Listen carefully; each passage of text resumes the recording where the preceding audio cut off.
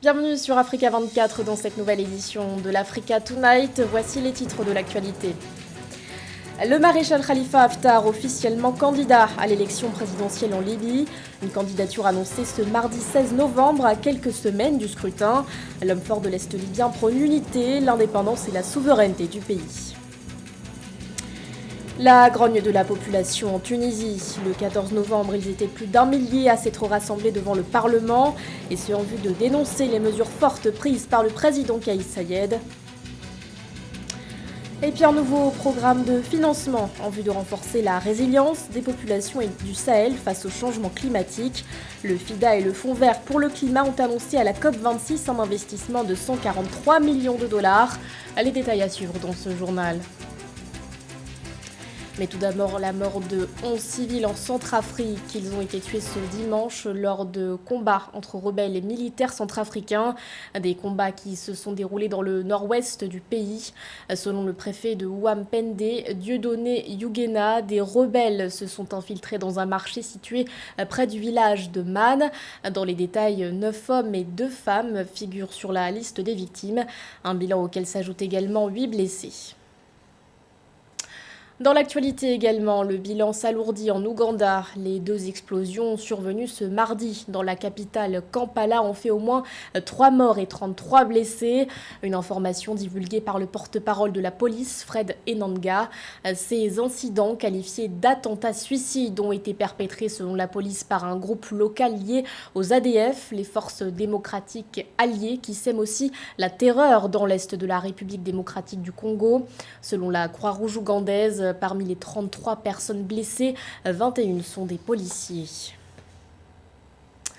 Il se lance dans la course à la magistrature suprême en Libye. Le maréchal Khalifa Haftar a annoncé ce 16 novembre sa candidature à l'élection présidentielle prévue pour le 24 décembre prochain. L'homme fort de l'Est libyen dit vouloir conduire le peuple vers la gloire, le progrès et la prospérité. Mildred Yamou. L'homme fort de l'Est de la Libye, le maréchal Khalifa Haftar, a officiellement annoncé le 16 novembre 2021 sa candidature à l'élection présidentielle prévue le 24 décembre 2021. Dans son discours à la télévision nationale, le maréchal Haftar a promis de conduire la Libye sur la voie de la réconciliation, de la paix et de la construction en cas de victoire. Je déclare ma candidature à l'élection présidentielle, non pas parce que je cours après le pouvoir, mais pour conduire notre peuple en cette période cruciale vers la gloire, le progrès et la prospérité. L'élection de décembre est le seul moyen de sortir la Libye du chaos.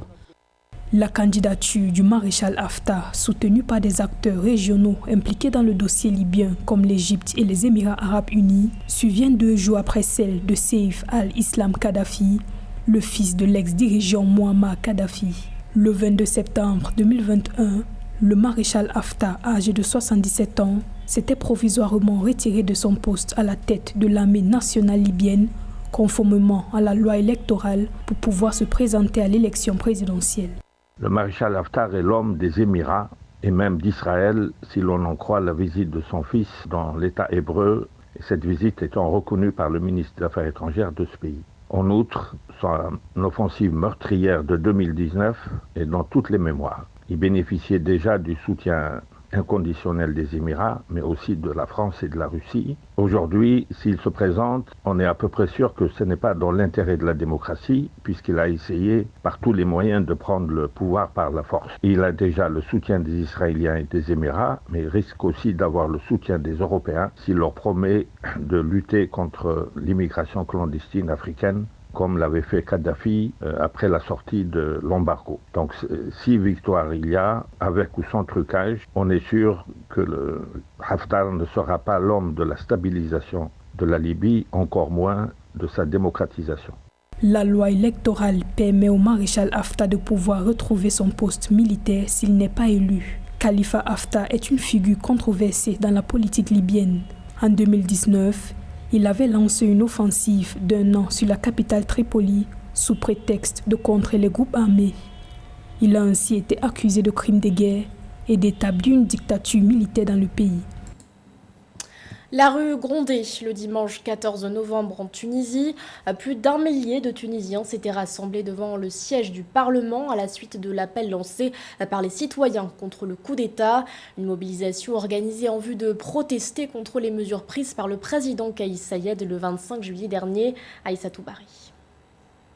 Un coup d'État, c'est le terme utilisé par les milliers de manifestants qui se sont rassemblés le 14 novembre aux abords du Parlement pour protester contre la décision du président tunisien Kais Saied de s'arroger les pleins pouvoirs. Le 25 juillet, le président tunisien, invoquant un péril imminent, avait limogé le Premier ministre, suspendu le Parlement tout en prenant le contrôle du pouvoir judiciaire. 4 mois après, l'opposition exige toujours le retour à l'ordre constitutionnel. En ce qui concerne la manifestation de dimanche dernier, il faut dire que c'est le parti Ennahda qui l'a essentiellement organisé. Le gel des activités du Parlement tunisien a été préjudiciable essentiellement au parti Ennahda qui a passé 10 années au pouvoir et qui est à l'origine de la détérioration de la situation économique, politique et sociale en Tunisie. La nomination de Najla Bouden Ramdan comme chef du gouvernement le 29 septembre n'a pas calmé les protestataires, même si le président Saïed a évoqué le caractère provisoire de ces mesures exceptionnelles. Le 22 septembre, il a promulgué un décret officialisant la suspension de plusieurs chapitres de la Constitution, tout en promettant de modifier la Constitution de 2014.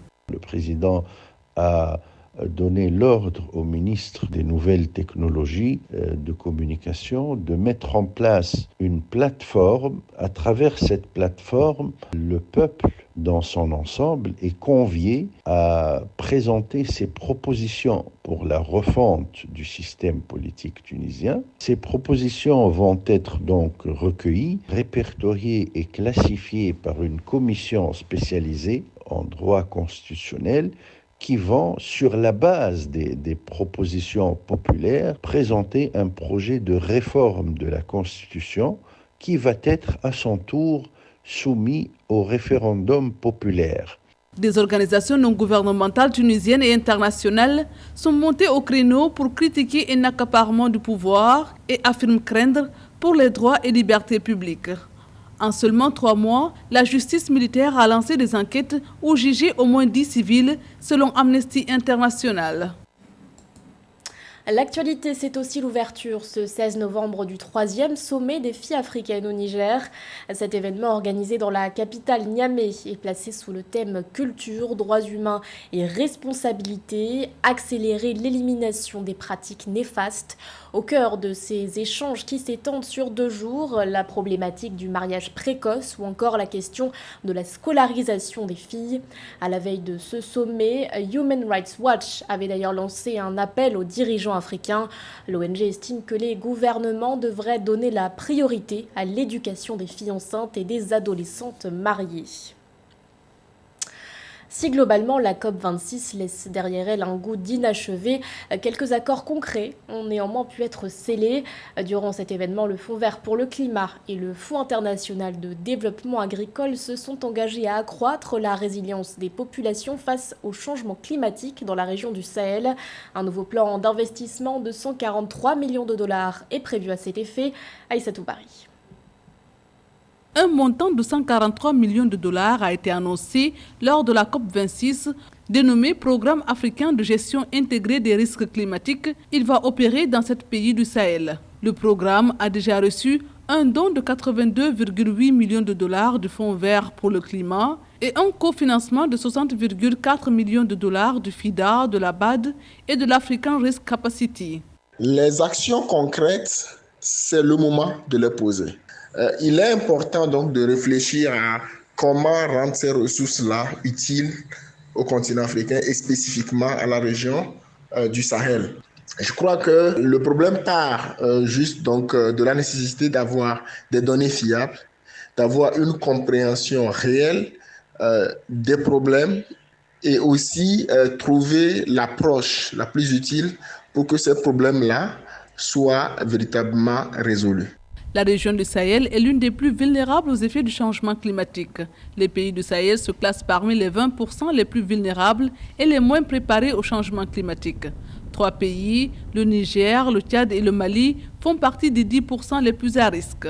Je crois que l'approche projet-produit a montré ses limites et qu'il va falloir donc s'approcher des populations de cette région, de les écouter, de comprendre leurs besoins et de les impliquer dans la quête des solutions. C'est seulement à partir de ce moment que même si les ressources disponibles étaient limitées, la relève sera assurée par les communautés elles-mêmes qui, faut-il le rappeler, sont les vraies victimes du changement climatique dans la région. Cette initiative vient s'ajouter à plusieurs autres programmes d'adaptation au changement climatique sur le continent. Il s'agit notamment de celle de la Grande Muraille Verte de 8000 km allant de Dakar à Djibouti avec des promesses de financement de 14 milliards de dollars sur 5 ans. À Madagascar, le secteur privé s'active en faveur de la reprise économique post-Covid. À l'heure où les séquelles de la crise sanitaire se font toujours sentir sur l'économie, le groupement des entreprises a lancé un appel aux autorités malgaches. Ils exigent que des discussions soient menées avec le gouvernement dans le but de plancher sur une vraie politique de relance. Les explications d'Ameneji. Très affecté par les retombées néfastes de la pandémie du Covid-19, le secteur privé malgache demande en urgence une politique de relance au gouvernement afin d'amortir les effets de la crise. De retour de sa participation à la réunion de la Confédération générale des entreprises de la Côte d'Ivoire, Madagascar veut s'inspirer du succès économique du gouvernement ivoirien et ses entreprises. Si le président Hans Rajwen ou encore les entreprises malgaches sont très attentifs à ce qui se passe en Côte d'Ivoire via le président Alassane Ouattara, c'est parce que les infrastructures se développent de manière croissante et exponentielle en Côte d'Ivoire, ne serait-ce que par le fait qu'il y ait la construction d'autoroutes et de ponts, et on sait que dans la circulation des marchandises et des biens et des services, il est important que des infrastructures arrivent de manière importante sur le sol malagasy. En revanche, les caractéristiques des deux pays sont très différentes. La fermeture des frontières du pays durant 15 mois a plongé l'économie malgache dans une récession de 2% et une inflation de 3%. Avec le ministère des Finances et les douanes, le secteur privé a travaillé sur un document de relance économique du pays à courte échéance, basé sur une fiscalité incitative, tant au niveau des impôts que des taux de douane. On regarde de manière très attentive à ce qui se passe en Côte d'Ivoire et on espère que la relance économique pourra se passer par ce biais-là. Aujourd'hui, les différents acteurs actent pour à ce qu'il y ait un climat beaucoup plus favorable en dehors de la crise sanitaire, en dehors également de l'instabilité politique qui a beaucoup pesé sur le sol malagasy, et tout cela abonde à ce que l'économie puisse se relancer et que les entrepreneurs puissent investir davantage et avoir des gages de sécurité qui seront favorisés par les pouvoirs publics. Le 14 août dernier, les groupements et syndicats professionnels du secteur privé à Madagascar ont adressé une lettre au chef de l'État, soulignant la nécessité de planifier une sortie de crise. À ce sujet, ils souhaiteraient établir un calendrier afin que les entreprises puissent se projeter et reprendre leurs activités et investissements. Les citoyens obtiennent en partie gain de cause au Mali. Depuis plusieurs mois déjà, la population proteste contre la cherté de la vie et la hausse des prix de certaines denrées alimentaires. Pour apaiser les tensions, les autorités ont décidé d'appliquer des subventions sur certains produits de première nécessité. Mildred Diamou. Pour améliorer le coût de vie, le gouvernement malien a annoncé des subventions sur certains produits de première nécessité. En effet, une baisse de 50% des taxes à l'importation sera appliquée sur 30 000 tonnes d'huile de cuisson, 60 000 tonnes de sucre et 300 000 tonnes de riz, selon un communiqué du gouvernement. Ces mesures d'urgence économique constituent des avancées notables dans le cadre de la lutte contre la pauvreté au Mali. Faut-il déjà rappeler que le tissu industriel malien reste très faible, l'économie malienne reste fortement dépendante des pays ayant des façades maritimes, notamment le Sénégal et la Côte d'Ivoire. Donc la production industrielle locale reste très faible, donc nous restons assujettis aux externalités liées au choc exogène par rapport à la variation des prix sur le marché effectivement international. Donc cette mesure va permettre évidemment, en termes également d'impact, de pouvoir permettre à un flou important de la communauté et des populations maliennes de sortir notamment du cercle vulnérable de la pauvreté. Ces derniers mois, le Mali connaît une envolée des prix à la consommation de certains produits de base, suscitant des difficultés socio-économiques. Les importateurs devront répercuter cette baisse des taxes sur le prix de vente au détail, assurer la disponibilité des denrées concernées sur l'ensemble du territoire et respecter la limite des quantités fixées selon les autorités. Au-delà de ces mesures, il va falloir mettre en place un comité de suivi pour pouvoir permettre à ces instructions gouvernementales d'être mises en œuvre en réalité. Parce que nous risquons d'assister à l'incivisme et parfois au non-respect de ces mesures barrières sur le terrain. Mais au-delà de ces mesures sporadiques, il est important pour le gouvernement malien d'aller dans le cadre d'une approche durable, notamment la question des exonérations accordées à certains commerçants qui ne répliquent pas cela sur le prix, sur le marché. Cette mesure va soulager les Maliens qui se plaignent de la cherté de la vie et de la flambée des prix à la consommation. Cependant, les consommateurs craignent que ces subventions ne soient pas prises en compte par les importateurs, alors que les tarifs actuels du pain n'ont pas toujours été respectés par les boulangers. Ce journal a été réalisé par l'ensemble de la rédaction. Merci de votre fidélité. L'actualité continue sur Africa 24.